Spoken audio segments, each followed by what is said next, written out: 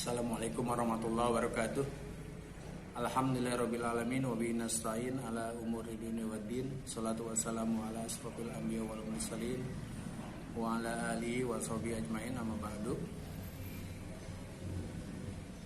Anak-anakku, siswi MTS Nurpala kelas 9. Alhamdulillah kita ketemu lagi pada tahun pelajaran yang baru 2020-2021 dalam suasana juga yang baru, karena kita mengalami pembelajaran jarak jauh. Saya berada di sekolah, kalian semua berada di rumah. Kita belajar secara online, baik kelas 91 maupun 92. Setelah kalian juga sudah mengabsen masing-masing kelas 91 dengan Bu Hajah Siti Nurjana SAG, dan kelas 92 dengan saya Pak M. Irfan SAG, untuk pelajaran sejarah kebudayaan Islam. Di kelas 9 ini kita mulai dengan masuknya agama Islam di Indonesia. Masuknya agama Islam di Indonesia memang melalui berbagai macam proses. Ya. Jadi sebelum agama Islam datang ke Indonesia sudah mempunyai bermacam-macam kepercayaan. Misalnya kita kenal sendiri, sebelumnya kan ada percayaan animisme, dinamisme. Aliran kepercayaan tersebut sangat kuat menancap dalam hati sanubari para penganutnya, dan sudah mengakar daging pada diri sanubari bangsa Indonesia itu sendiri.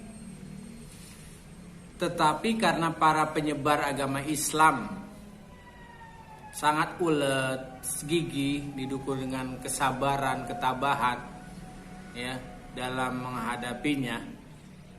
Ini memang sangat luar biasa. Maka akhirnya agama Islam mendapatkan mendapatkan sambutan yang sangat luar biasa di Indonesia ini. Dalam hal ini, masuknya agama Islam di Indonesia sampai sekarang tidak diketahui kapan dan tepatnya. Makanya dalam kalangan pakar terdapat beberapa pendapat ya tentang pertama kali Islam masuk ke Indonesia. Ada yang mengatakan abad ke-7, ada yang mengatakan abad ke-14. Tapi kalau yang mengatakan abad ke-7 memang juga dibuktikan dengan beberapa bukti yang sangat mendukung. Ya masing-masing ya punya bukti yang ada ya untuk menentukan kapan Islam masuk ke Indonesia. Misalnya dari catatan sejarah kerajaan Cina ya, bahwa pada masa dinasti Tang ada perencanaan orang-orang Taixi ya, ditafsirkan Holing yang pernah diperintah oleh Ratu Sima, itu tepatnya tahun 674 Masehi. Karena penyerangannya gagal, Ratu Sima terlalu kuat untuk dikalahkan. Ini terjadi pada tahun 674 Masehi. Kemudian bukti yang kedua dari Barita Chow Ku Fei, itu tahun 1178 Masehi. Menurut berita Chow Ku Fei, Indonesia ketika itu terdapat 2 tempat yang merupakan komunitas orang-orang Cina atau orang-orang Taixi, yaitu Folwan yang ada di Sumatera Selatan, yang pada masa itu kekuasaan kerajaannya kita kenal dengan Kerajaan Sriwijaya. Sekarang Followan lebih dikenal dengan nama Kuala Brek, adanya di Terengganu, Malaysia. Nah, ini yang bisa menjadikannya termasuk bukti juga adanya kerajaan di Indonesia yang pertama kali Islam mulai muncul di Indonesia. Yang ketiga dari berita Jepang tahun 784 Masehi. Jadi menurut berita Jepang diceritakan tentang perjalanan pendeta Kansin ke Indonesia. Kemudian Lajang Kanton, kapal-kapal Posi, Tisako, sejarah tertulisan istilah Posi Ing, Sing Chiangling, Taisi. Ini memang ditafsirkan oleh bangsa Arab. Ini juga merupakan bukti bahwa pada abad ke-7 Masehi Islam sudah mulai datang di Indonesia. Kemudian ada lagi dari catatan perjalanan Marco Polo terjadi pada tahun 1292 Masehi. Catatan ini tentang Marco Polo mengadakan perjalanan ke negeri Cina, melintasi daerah Sumatera bagian utara. Jadi Marco Polo menyempatkan singgah di kerajaan Sumatera pada saat itu, ya, kerajaan Islam. Di kerajaan Islam yang pertama, ya kita sudah banyak yang mengenal di daerah Sumatera, tepatnya di Aceh, itu Samudra Pasai. Dari berita Ibnu Baitutah, ini terjadi pada abad ke-13 Masehi, mendukung pendapat kedua ketika ditemukannya sebuah batu nisan Sultan Malikut Saleh. Ini ada di Sumatera Utara yang menunjukkan Ramadan 676 Hijriah atau tak bertepatan dengan 1297 Masehi. Sultan Malikut Saleh adalah seorang pengajar ilmu tasawuf yang kemudian menjadi raja kerajaan Samudra Pasai. Jadi masuknya agama Islam berdasarkan berbagai sumber, berbagai proses yang bertahap, artinya masuknya tidak bersamaan. Juga pengaruh Islam pertama kali hal ini dibuktikan dengan ditemukannya prasasti yang menunjukkan adanya sebuah kerajaan Islam di pulau itu. Penyebaran agama Islam pada waktu itu memang menyebar, ya, dibawa oleh para saudagar, pedagang, itu dari Palestina, dari kerajaan-kerajaan Arab pada waktu itu. Jadi orang-orang Arab yang membawanya.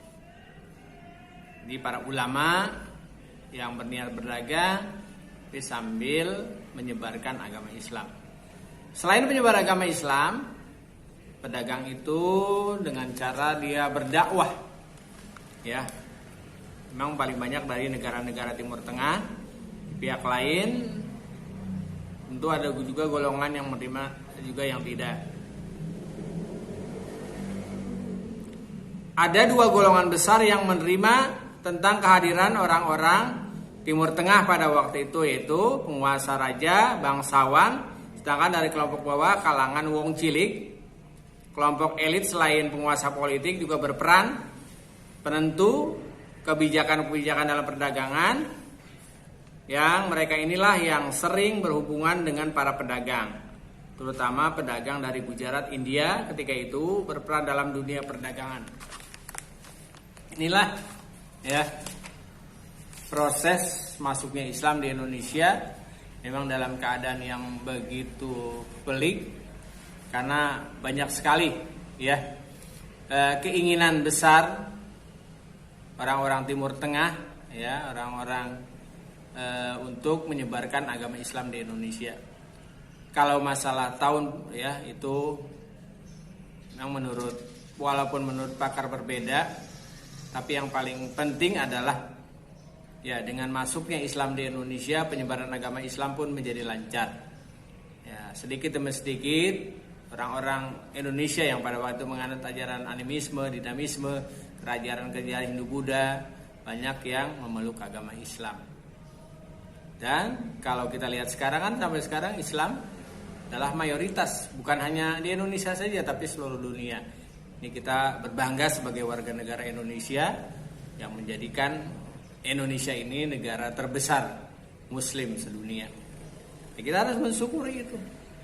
Harus bagaimana perjuangan dari orang-orang terdahulu ya yang menyebarkan dengan gigi, dengan tekun menyebarkan agama Islam di Indonesia.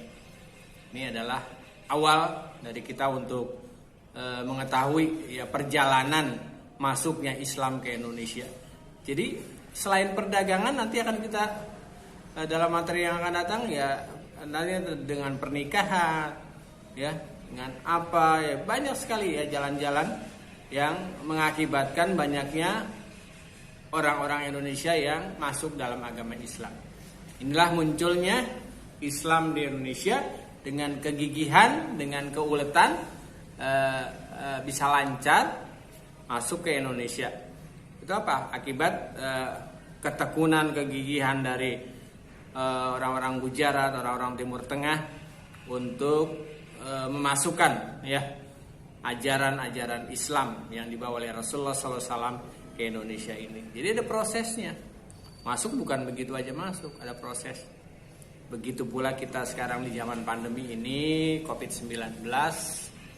Ya kalau kelas 9 udah paham, ya insya Allah udah paham semua. Dengan kita belajar di rumah, kita juga harus semangat. Orang-orang dulu untuk mengislamkan orang-orang yang sudah punya agama, kemudian kan jalannya juga dengan jalan yang baik kan. Agama Islam itu kan agama rahmatan lil alamin. Tadi tidak dengan paksaan, tidak dengan kekerasan.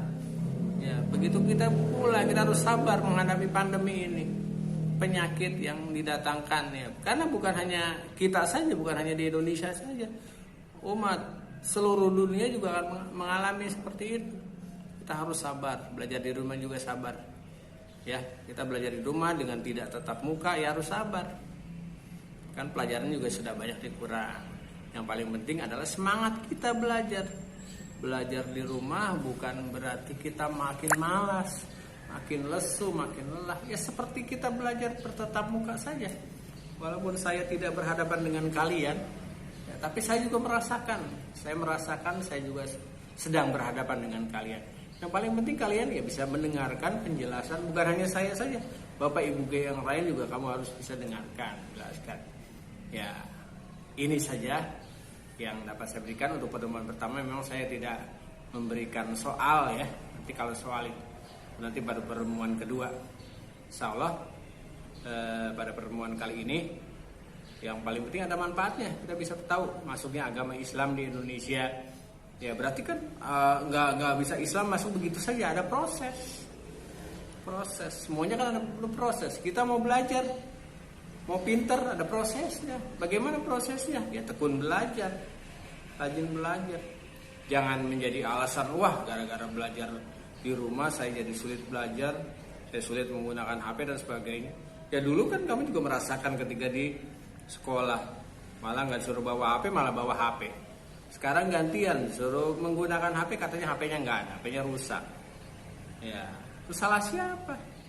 Salah kalian sendiri. Apalagi saya kepinginnya kalau kelas 9 ini punya HP semua, ngerti semua masalah. Ya seperti ini kan kita juga menggunakan teknologi yang sudah ada, ya kita jalankan, kita praktekkan, jangan hanya teori saja, kita praktekkan. Iya, bagaimana buka web dan sebagainya, kita juga ngerti harus nanti semua seperti itu. Kita belajarkan ya terus. Insya Allah pengen saya cepat ya, walaupun pemerintah mengharuskan ya kemungkinan sampai akhir semester ini, Januari kita bisa tetap muka. Mudah-mudahan itu dan pandemi ini cepat berakhir. Dan saya cukup sekian. Yang penting adalah sekarang tetap semangat, tetap tekun belajar. Boleh kita belajar di rumah menghadapi pandemi ini, tapi tetap kita semangat. Apalagi kita sudah kelas 9, harus lebih giroh ya. Semangat belajarnya itu makin bertambah. Bila taufiq wal hidayah. Assalamualaikum warahmatullahi wabarakatuh.